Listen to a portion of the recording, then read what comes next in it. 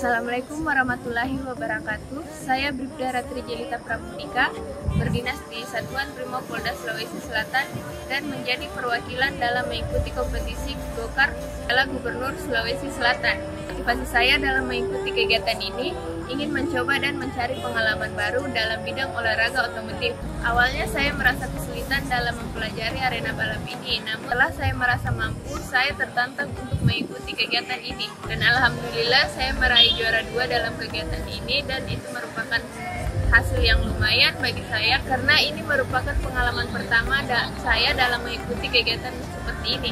Pesan dan kesan saya bagi anak muda dan remaja di luar sana, daripada kalian berugal-ugalan di jalanan, lebih baik kalian menyalurkan hobi dalam kompetisi seperti ini. Mungkin hanya itu dari saya.